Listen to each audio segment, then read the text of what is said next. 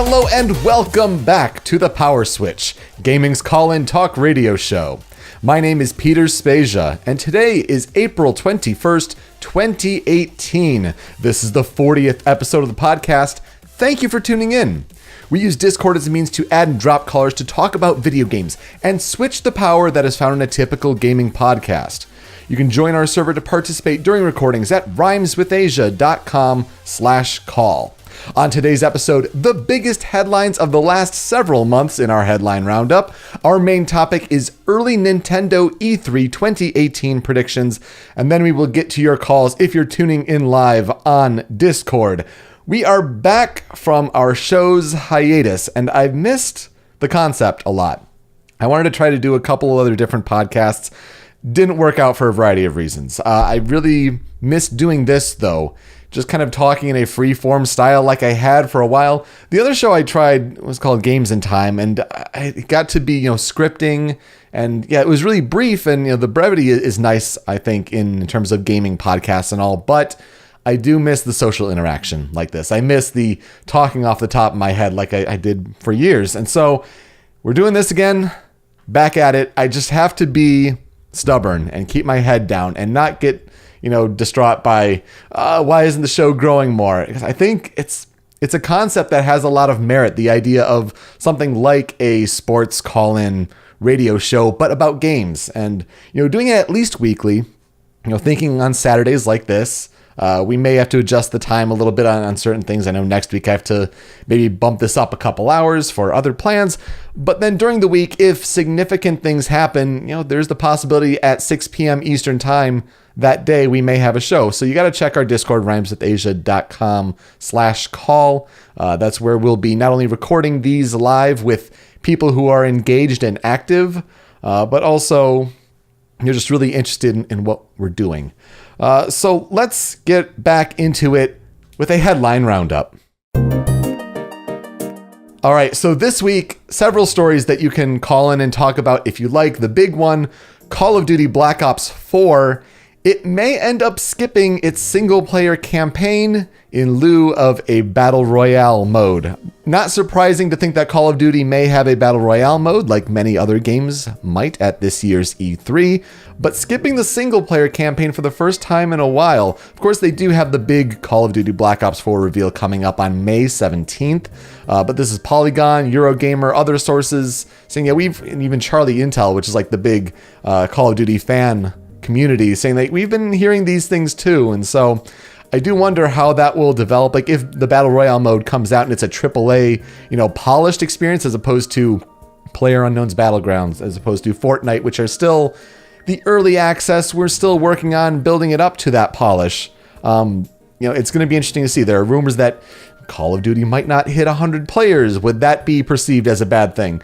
So just something to keep an eye out. That was a big story this week. Also, Castlevania has a new game. It's called Grimoire of Souls, announced for iOS and Japan only. So, of course, Konami can't do the right thing. They gotta put it on mobile and mess it up somehow, but got some hopes up for some Castlevania fans and just kind of dispersed them there a bit. SEGA also had a press conference where they announced the SEGA Mega Drive Mini for Japan. Assuredly, that's going to come stateside eventually as the Genesis Mini. And, I'm sure Europe too is the Mega Drive Mini, but just saying that that's going to be a thing. And then also Shenmue 1 and 2 remasters supposedly had been in the works before the Shenmue 3 announcement, so they've been working on that one for a while.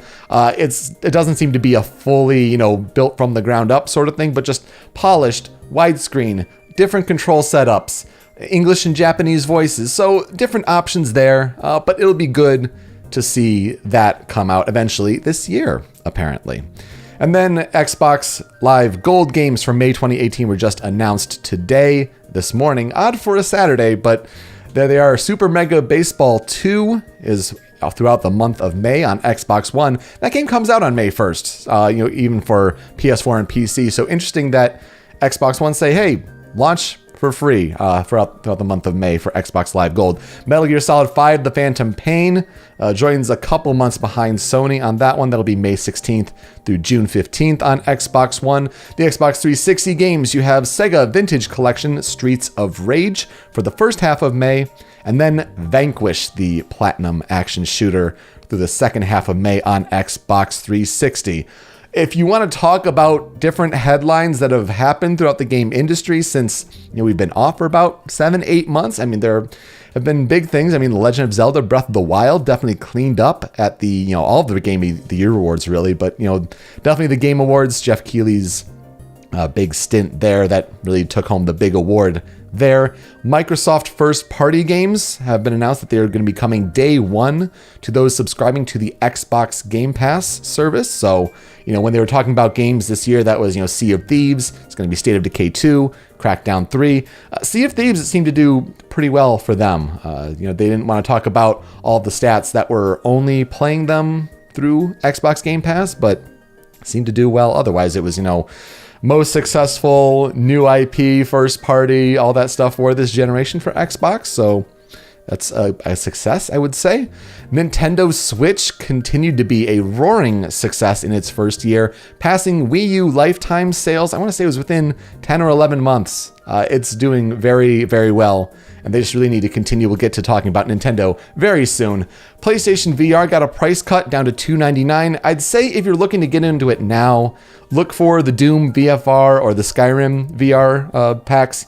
Yeah, you could get the Gran Turismo bundle, and that's, for $199 probably, but you're getting the very first SKU that was released. This new one has the embedded audio, it has the HDR pass-through, so the Doom and Skyrim ones do have that updated model. Of course, it's not updated performance, resolution, tech, all of that. It's just, refined improvements there. I would imagine that a new, PlayStation VR 2 would come with PlayStation 5 whenever that rolls around. But if you're looking to get into it now, you could sometimes even find some good deals on those higher end bundles there. And of course, the big one for me and my personal podcasting history, Super Smash Bros. For Nintendo Switch has been revealed. Not only that, but a pre-E3 2018 tournament where, and it'd be an invitational where they get pros, they get celebrities coming in to play the game for the first time. It will be really interesting to see what happens with showing any new information about Smash before then. Do they have a Smash Direct to say, well, here are some characters, here are some stages, or are we just going to say, these competitors are going to learn about the game, and so will you on the fly. It's going to be really interesting to see when that happens, regardless of whether it's going to be the Monday or Tuesday of E3 2018. Let's talk about E3 2018, though, when it comes to Nintendo. For those PowerSwitch or Show Me Your News veterans, every E3 that I'm doing a show like this, I'd like to try to at least put together 50 yes or no questions, generally for a contest, which, yes, I would like to do that again this year. I have pulled together 50 questions as of right now, but late May will be when we start the contest, and of course, things may change in the video game industry until then. So I will be refining, as the news changes, to have the ideal set of 50 questions, because the idea there is we want to go into E3 kind of with a sense of what could be announced. What are the kind of the thinking and the talking points going into it as the hype builds? And I'd kind of like to explore that with Nintendo today as we get back into the gaming call-in talk radio show format, because a lot of people like to talk about Nintendo in our community at the moment. So I'd like to break down what I have currently as the draft of 10 questions at the moment for Nintendo. And these aren't me saying like, yes, this will definitely happen, this will happen. It's a yes or no question. It'll be, will this happen? Yes or no. So let's break those down. And then after that, we can have you guys call in and maybe discuss those or anything else that you'd like to talk about. So number one, let's start with Super Smash Bros. For Nintendo Switch. It'd be easy to say, let's talk about a title or anything like that, right? But we'll go with this question. Will more than 2 newcomers be revealed for Super Smash Bros.? Of course, with the reveal trailer, we had the reveal of Inklings. You could say the boy and girl, that's 2 already, and it's Probably going to be one character, just different costumes. But yeah, two, more than two, only one. Definitely some possibilities there of what we will see. And we're not talking, oh, they're bringing ice climbers back, or somehow Wolf is making a return. Those aren't newcomers. We want, characters who have never been a playable character in Super Smash Bros. Before. A lot of possibilities for those kind of characters, I'm sure, but will that be revealed? And hey, if this game is coming out in 2018, who knows? Number 2, will Retro Studios reveal a new IP for Switch? Of course, Retro Studios, the Texas-based developer, their last game was Donkey Kong Country Tropical Freeze in February 2014. So they've had a long time to be working on a game. And so for predictions over the last several years, like, will we see Retro? Will we see Retro? I think it's now time to see what Retro's doing. I would hope. So if they show something, will it be a new IP, or are they going back to the Donkey Kong Country well, or somehow Metroid on top of Metroid Prime 4? So that's a possible thought or question there. Number 3, will a Mario Maker, Animal Crossing, or a Pikmin game be revealed for Switch? So for these kind of questions, it only takes one. And it's not necessarily saying is it going to be a port or whatever. Any kind of game in that franchise, Mario Maker, Animal Crossing, Pikmin. Now, of course, all of these do have a chance. I mean, for Pikmin, Miyamoto's talked about a Pikmin 4 for quite some time. Animal Crossing, there's the idea that after the mobile game, they should have a Switch game to kind of communicate. And then you take this standard, normal Animal Crossing game on the go with you. It would make perfect sense. And then Mario Maker, there's the thought that a port would be a little too complicated. Can you bring over all of those courses that people have made? The thought would be that possibly a sequel is in the works. So do one of those things happen? Yes or no? Number 4, will 2 of the following 3 Switch games receive an official title? Pokemon, Fire Emblem, Yoshi. Yoshi, of course, the Woolly World, Yarn, Yoshi kind of look-like game. Fire Emblem from Switch, I mean, they're saying it should have been this year, but we haven't seen much more about it, despite the rumors of the last Direct and Elegy of the Brave or whatever that they thought it would be called. And then Pokemon, I mean, personally, I think Pokemon slips to next year. When you have Smash this year, you don't need Pokemon on top of it. Pokemon, take its time, you can wait there. But they could still come out and say, hey, this is what Pokemon's going to be. I mean, what Game Freak just had a trademark where they trademarked Ultra Shiny. And now it's not necessarily, is that a special form of a shiny Pokemon, or is it going to be Ultra Shiny Sun or Ultra Shiny Moon for Switch? Hard to say. That's all part of the speculation. But 2 of the 3, would they receive an official title? Pokemon, Fire Emblem, or Yoshi? Number 5, will a Metroid Prime 4 trailer be shown during the Spotlight? This is assuming, first of all, that they'll have a direct spotlight, whatever they want to call it. It's something that has to be refined, of course, because Nintendo and Sony are the 2 last companies to reveal their E3 plans. It seems to be, very early this year. I mean, Microsoft and EA and Bethesda and Ubisoft have kind of gone on saying, yep, we're kind of doing our normal times, or we're setting this time. Nintendo, Sony still have yet to get on that. But seeing a trailer for Metroid Prime, of course, more than just a logo during the Spotlight would be interesting and possible, but will it happen? Number 6, will the ability to download GameCube games via the eShop be announced? One of the most interesting things I think we have to hear about this E3 is, what is the deal with the paid online service that, if it's hitting in September, will be 18 months behind the Nintendo Switch launch? I mean, you could say, does it time up with Super Smash Bros.? Is that the big game that they're going to launch it with? But what about the Virtual Console?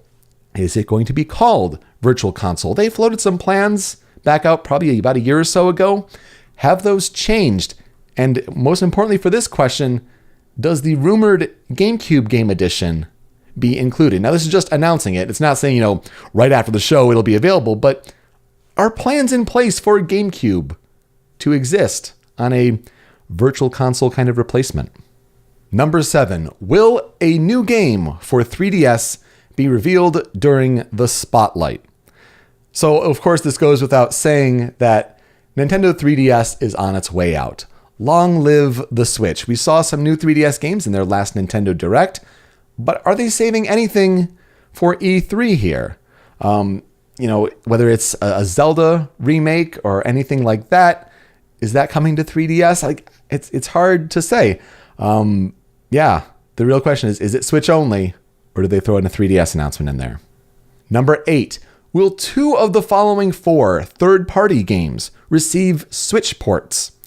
Overwatch, Fortnite, Grand Theft Auto V, or Dragon Ball FighterZ? So here's an interesting one. 2 out of the 4. I don't think I've ever set up a question like that. But of course, everyone is doing port begging for Switch. And so if you ask me which are the 2 most likely out of those, I would say Fortnite and Dragon Ball FighterZ would be the 2 most likely.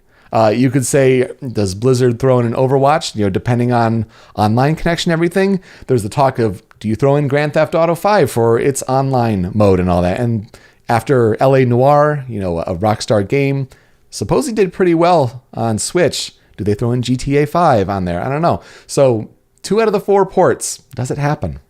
Number 9. Will a Nintendo mobile game be mentioned during the spotlight? Again, it kind of goes the same way as 3DS. Does mobile get mentioned? Whether it's a Zelda game, another Mario game, any other Nintendo property on those mobile phones. I'd like to see Switch only, but you never know. And number 10, will Mother 3 be announced for Switch?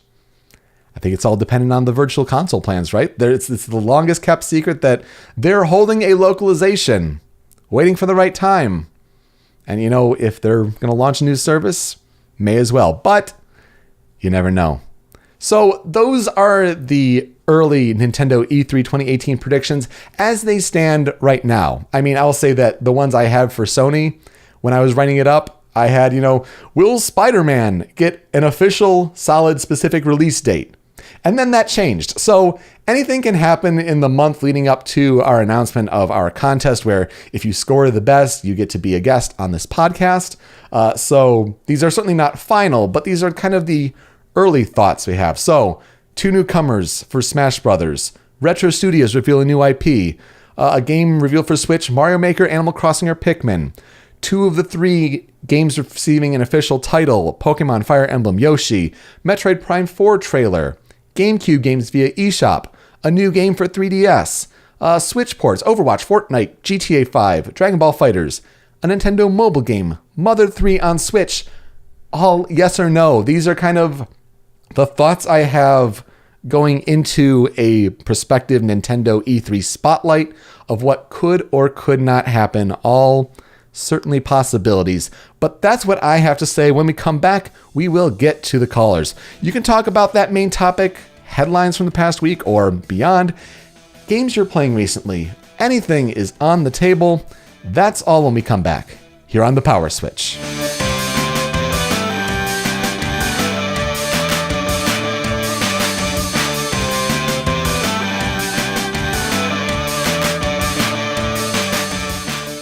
Welcome back to the Power Switch. Well, I gotta say, it's good to be talking to people again. I've really missed this, and to be honest, I'm mostly just glad that people have tuned in for coming back here, because, man, if I said, oh yeah, we're coming back, and then we don't have anybody that's, the whole point of the show with handing it over to you, that would kind of be a bummer on the first one back. But no, we've got people lined up, ready to call in, and super excited for it. So let's get into it. Joining us from Alaska, DQP, welcome back to the Power Switch. How are you? What? Is that a podcast? What? It's been several months. It's been so long. I know, man. Well, welcome back. I feel like I've woken up from a coma. You and me both. Well, it's good to have you. What would you like to talk about today? I kind of came into this kind of pitchless. I didn't really know what I was going to talk about aside from just general E3 stuff probably, but you brought up the interesting question of Nintendo and third parties. Because I feel like Nintendo is at a point where third parties finally want to talk with them and put games on their system and all that, because let me put it this way. While you were recording the previous parts of this episode, I was playing Pac-Man Championship Edition 2. Oh, nice. That's got to be Switch. real fun on the Switch. Yeah, it's perfect for the platform. And this is an example of a game that I actually bought twice. Like, I bought it for Steam when it first came out, and I don't remember if they announced the Switch shortly after that or shortly before that, but because it was like late 2016-ish when that game came out. But I remember thinking, man, this would be a great candidate for a Switch game. And lo and behold, like earlier this month, I decided to plop down 20 more bucks on it, and it's a great fit. Like it's a perfect, I've got 5 minutes to burn, may as well attempt Dungeon one more time. It's really good, and I can think of like tons of other games that would not appeal to me if I were to play them on PC or PS4 or whatever. That would be perfect as Switch games. I feel like a good starting point for that conversation would be Grand Theft Auto 5, because you brought it up earlier. I think that they're in a good position to release it, and I think that single-player-wise, anyway, it would be a great way to kill some time on the go. For sure. And it takes a lot of loading, it takes a lot of storage space and the big install, but I mean, if they could pull it off with LA Noire, what's to say they couldn't do it with GTA 5? Right, and it wouldn't even be that difficult to port it over to the Switch because it was a last-gen title to begin with. Like, I'm optimistic about Nintendo's relationship with third parties now, but I'm also a little bit skeptical because the Switch is structurally and fundamentally a very different kind of system from the other consoles and PC architecture. Like, the port of Doom 2016 was a friggin' miracle. Yeah, like, if you go and actually go and research it, like, it is a wonder that they were able to cram that game onto the Switch. And I was actually kind of worried when they announced Wolfenstein 2 for it, and I'm just like, how are they going to do that? I think the game had some performance issues at launch, and I was wondering while that was going down, it's like, how the hell are they going to pull this off on the Switch of all platforms? But, you know, if they can do Doom, they can do anything else. Right. That was definitely the most surprising thing of that Nintendo Direct was, you know, the Bethesda offerings. And I even think, you know, I went to PAX East. I didn't get the chance to try Wolfenstein 2 hands on there, but those that did said that, like, yeah, on handheld, that game is struggling a little bit. Like, it runs fine when you dock the Switch and it works well there, but they have some more work to do before it launches on Switch for Wolfenstein 2 there. But you're absolutely right. And it definitely just goes back to the whole third party thing. You know, early in the Switch's life cycle, and it was taking off originally as a success, we were still thinking, well, sure, the Japanese third parties, like, they'll, you know, flock to it. It makes a lot of sense there, but it's going to take some time for the Western third parties. And, you know, we saw once Bethesda came around, you know, Rockstar, definitely, you know, that's a good sign. We still have to see full EA support coming around back to it, but I wonder if we'll see that this E3. It's just the prolific success that we're seeing that, you're right, you mentioned at the top, you know, that's what is causing them to come back around to it. I think it's not so much, well, maybe it is a matter of Japanese third parties versus American or Western third parties, but I think it's also a case of games that perform well on, like, I don't mean like financially perform well, I mean like game performance, like frame rates, like how easy is this game to run, how well does it run on low end hardware. Those are the kinds of games that I think are better fits for the Switch. Like Dragon Ball FighterZ, you know, is a game that runs really, really well on low end PC hardware, and that's a game I think that could make a fabulous transition to Switch. It would make a whole lot of sense, yeah. Whereas something like Street Fighter V, I'm trying to think, or Injustice 2 or something that is more demanding, probably does not have those same kind of chances. And I don't know what to make of that in terms of third-party support, because a big part of what makes these games successful is how they look. And, you know, it kind of pains me to say that because, you know, I've always been a proponent of gameplay is more important than graphical fidelity, but at the end of the day, that's what gets the games off the shelves. The game has to work at the end of the day, right? Right. And I feel like with game companies pushing graphics as far as they can go, as much as they are this generation, I don't know if every single third-party game is going to be a good fit. And I think we kind of saw a case study in that with WWE 2K this last year. Yes. I don't know if you saw any videos or footage of the Switch version of that game, but that game, it was very rough. They tied the game logic to the frame rate, and the frame rate was terrible, and the game just doesn't work on Switch. That was criminal to ship it the way they did. Right, and I'm worried that you have companies like Panic Button that are doing great work porting Doom and Rocket League and Wolfenstein 2 and all that. I'm more worried for the WWE 2K18s of the world, where companies are going to see an opportunity to do a lazy Switch port, and then it's just not going to work. Well, it's interesting you say that, because one of the headlines that came up this week was the idea of Dark Souls Remastered, originally going to launch alongside the PC, PS4, Xbox One ports on that May 25th date on Switch, and then they push it back. And the rumor is that they tied it to the whole sleep functionality of the Switch, because it has to be instantaneous with when you're docking or putting it in handheld or all that. And it may not work the same way. It's hard to tell. They didn't state specifically. They could say we're working on polishing it more, even though some people said that Blighttown was still looking good at PAX East when they were demoing it on the floor. But yeah, that's another indication of it takes a special sort of nuance to get it going on Switch, where it has to be both console and handheld at the same time. Right, and that's something that I was kind of curious about. I was always going to wonder how they were going to handle putting the console to sleep, or situations where you need to get off the bus or put the game down and go do something, because that is something that might not translate well in a portable port of Dark Souls. Mm-hmm. But I will say it did make my heart sing seeing Blighttown run at a smooth frame rate on the Switch, it is nice, from PAX. Yeah. Mm-hmm. That I'm not too worried about. But it's kind of getting around to my point that the Switch is presenting new challenges for game developers, and I'm wondering how they're going to work those kinks out. Yeah, I mean, when power isn't everything, can they still make their game work?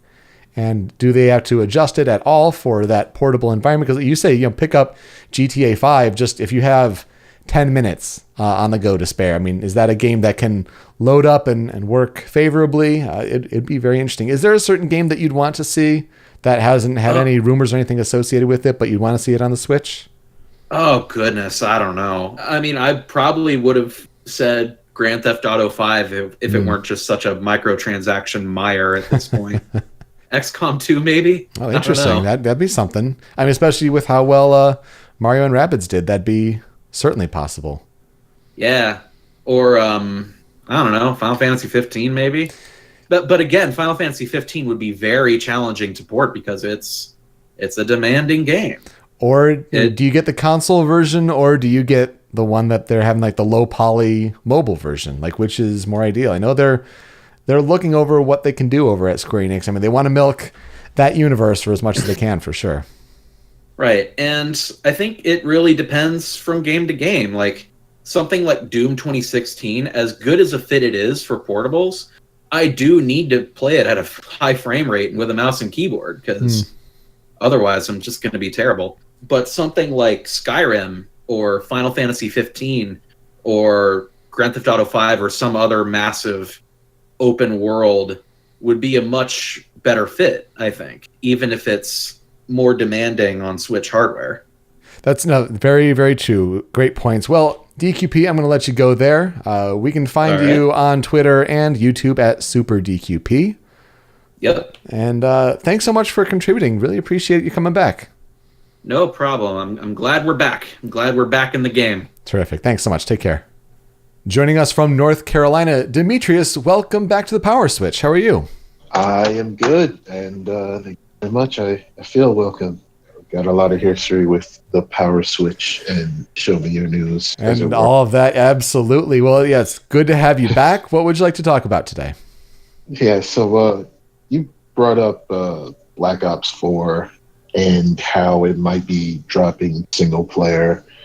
Also, if I think that, in a vacuum, just kind of sucks. Yes. I don't even understand why you would call it Black Ops 4. Like that title is pointless because I mean essentially Call of Duty's I'm not gonna say Call of Duty gameplay is exactly the same every time, but I'm gonna imply it strongly. It definitely has a feel to it, yeah. Yeah. You can call it any subtitle and it like people are gonna know what they're gonna get. Applying the Black Ops subtitle to it implies that you're continuing the Black Ops storyline. Yeah. Unless you intend to do one of those BS Titanfall 1-esque, we're going to tell the story via online multiplayer, which didn't work. No, it definitely did not. Yeah. So why even give it that subtitle? But beyond that, like, I think it's indicative of a larger issue in the so-called AAA games industry, that like outside of the console manufacturers themselves and how Microsoft doesn't exactly fit this definition at all. It's mainly Sony, who have so much money and own the platform, so they can, get away with putting out a thing that is just purely designed to be a single player game that's as good as it can be.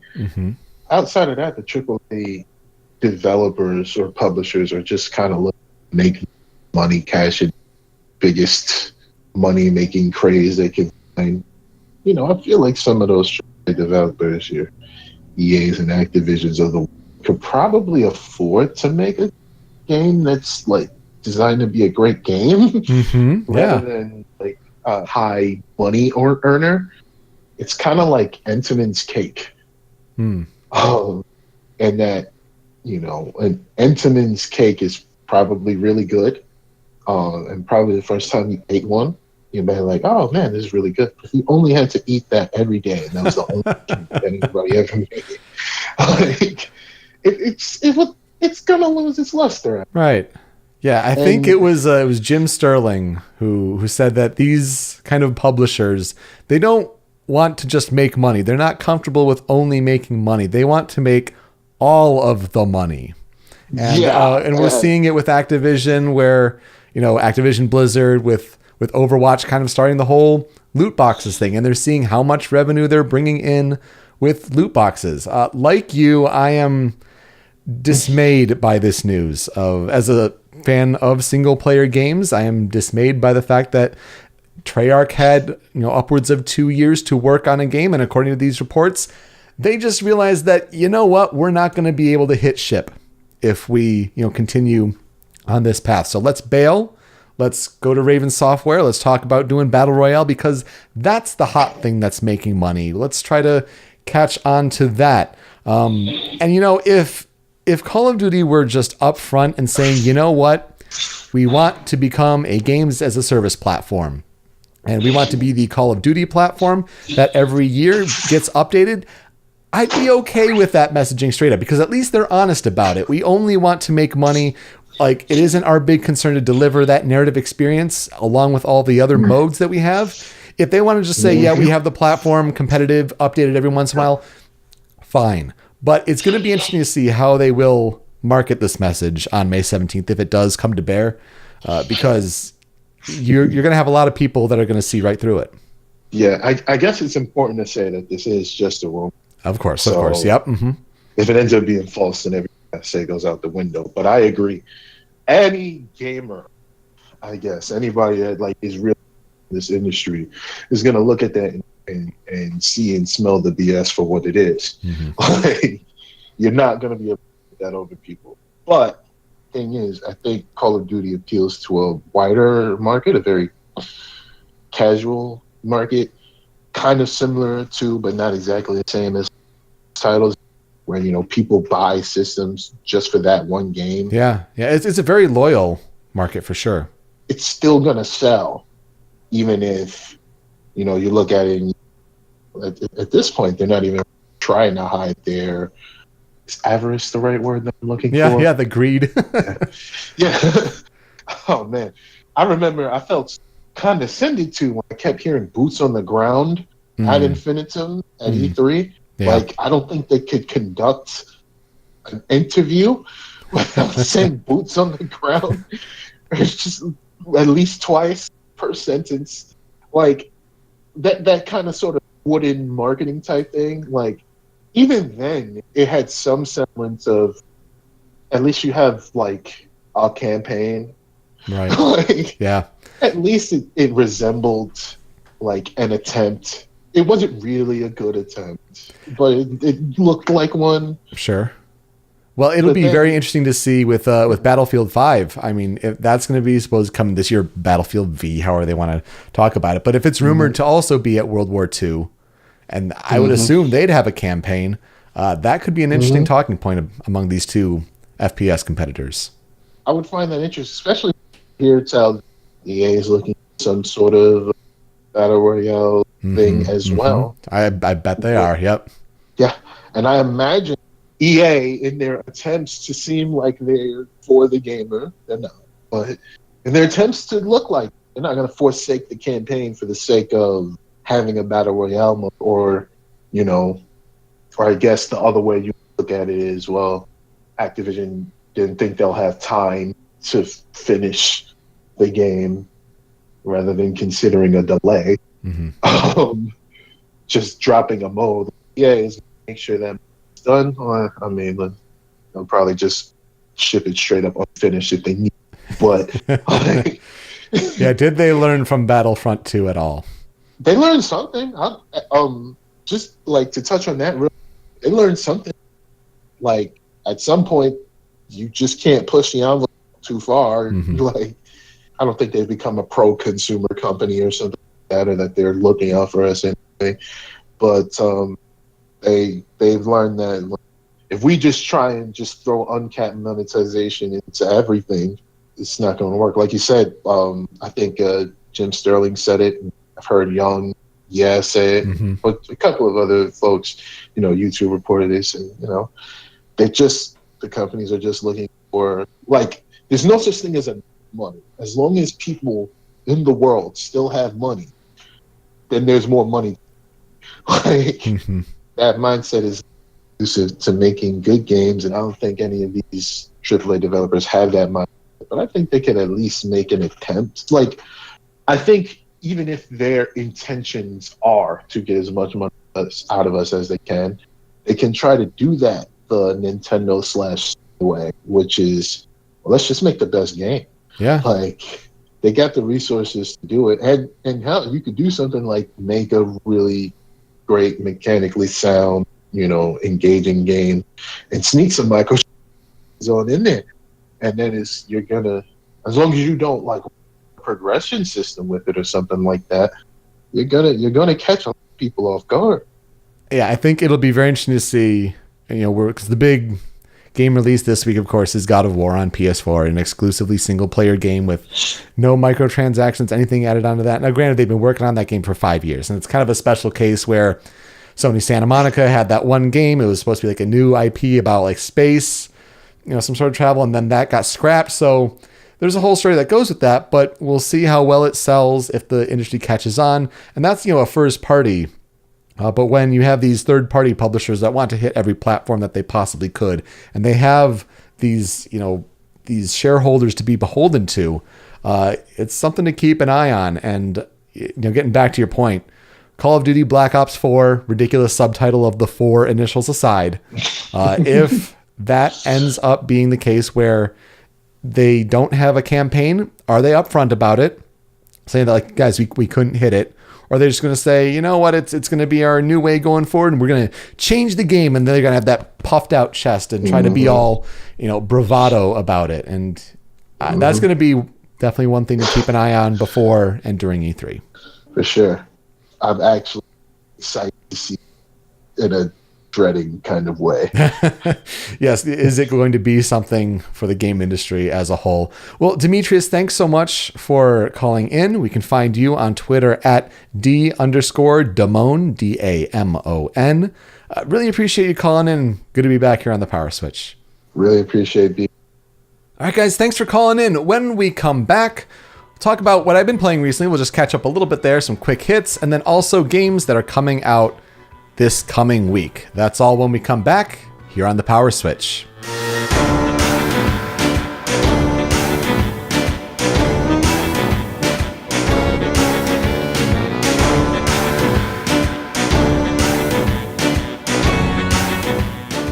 Welcome back to the Power Switch. This week's tempo control music is brought to you by Night in the Woods. You can find a new video game music top 10 list from a specific game soundtrack every Tuesday over at youtube.com/rhymeswithasia. Let's catch up a little bit with what I've been playing recently. I've been either just finished or am in the middle of 3 games. Let's start with Batman: The Enemy Within. This is the season 2 of Telltale's Batman series. Really underrated. I was talking to DQP actually before he called in, and how he had just finished playing the game as well, and it's surprisingly really good. If you like Telltale games, if you like Batman, and if you haven't gotten to those 2 seasons, highly recommend it. This season, it's no surprise through the marketing that it's all about the birth in a way of Telltale's version of telling the Joker origin story, and it's really interesting how well that is done.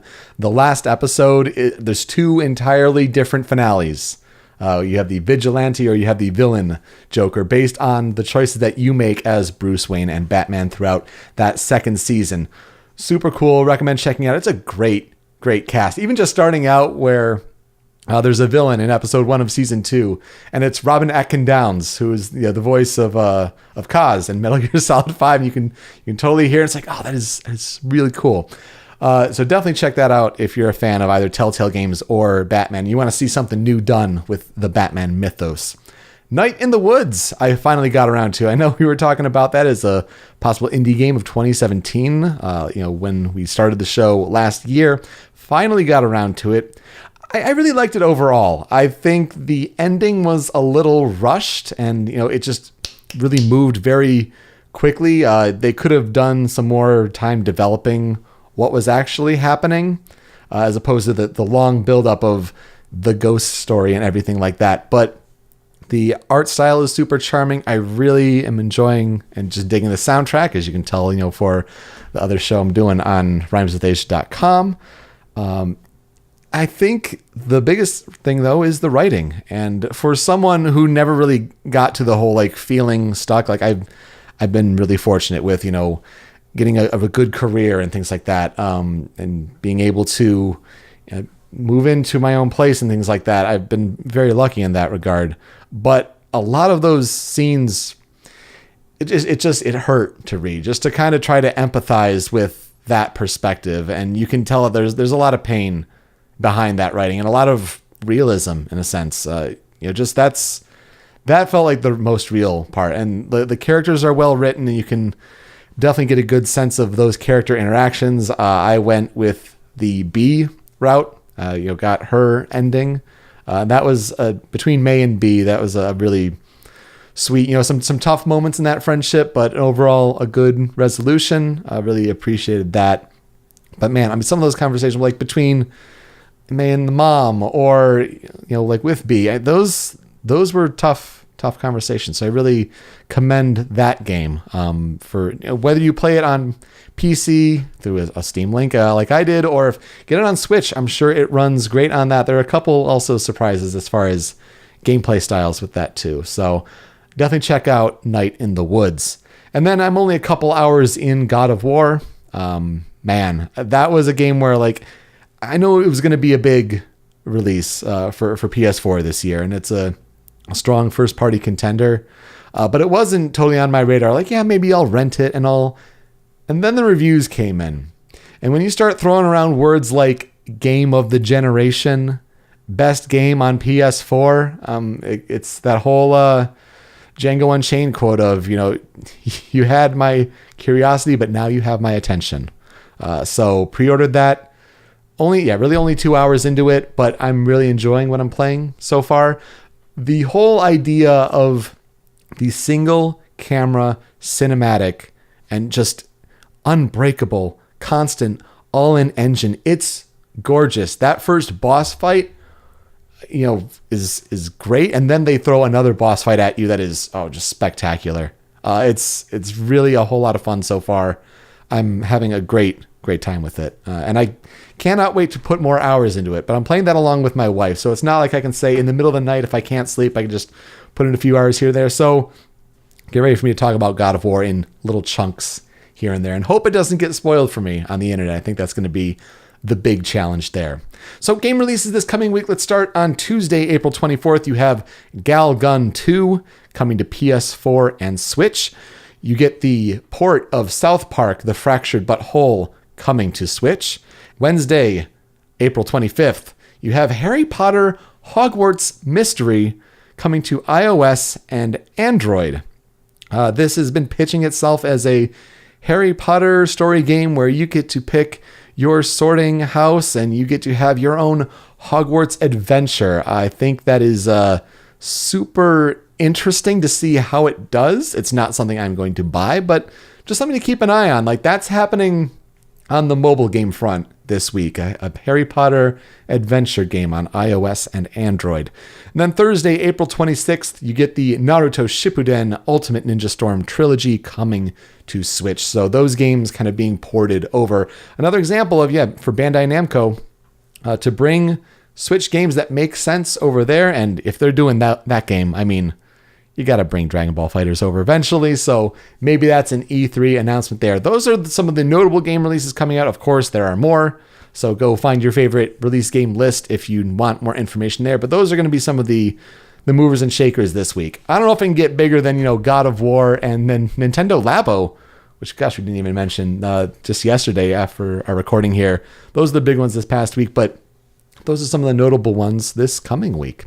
And that'll do it for this episode of The Power Switch. We are hosted by rhymeswithasia.com, and we're on YouTube and Twitch at Rhymes with Asia. Find us on Twitter, Facebook, and Instagram at The Power Switch. I personally am on Twitter at Pete Speakeasy. You can email us any questions, concerns, comments, or opportunities at powerswitchpod@gmail.com. And you can subscribe to The Power Switch on podcast services such as Apple Podcasts, Google Play, and Stitcher. If you could be so kind as to leave a review, that would really help as well. But most importantly, to participate in future episodes, you should join our community on Discord by visiting rhymeswithasia.com/call. It's a small but growing community, so now is the perfect time to have your voice heard on this podcast. If you want a YouTube video to watch just to wrap things up, let's stick with God of War. Go watch director Cory Barlog's review reaction. It was an interesting thing that he did where he just turned on his webcam right before the review embargo lifted, and he went to Metacritic, and just to see his reaction to, it was originally a 93 that when he first saw it hit on Metacritic. While he was reacting, it went up to a 94. Since then, it's a 95 on Metacritic. And my gosh, if you told me that game would be a contender for the highest Metacritic rating of the year, that would be surprising. I'm sure, Red Dead Redemption 2 later in the year. But yeah, just to see his emotional reaction that, game developers are humans too. Years and years of work going into it, and to see that be validated, that's a really cool video. So I'll put that in the show notes there. So yeah, next week, at least, going to try to be recording on Saturdays, but I have a bachelor party to go to for the first time as, someone else. I'm standing up in a wedding for the first time in someone's wedding party. That's going to be weird. For my wedding, we just had a gathering with friends, and it wasn't the, bachelor party sort of thing, but that's mid-afternoon. So I'm thinking noon Eastern time for next Saturday. If anything happens during the week, just keep tabs on Discord, and all of that will let you know if we're doing a recording then for any major breaking news. So yes, stay tuned to that Discord channel as everything develops, and regardless whether it's live or on your own time, I look forward to you joining us for our next episode. With that, I am Peter Spezia. Until next time, switch up, call in, game on.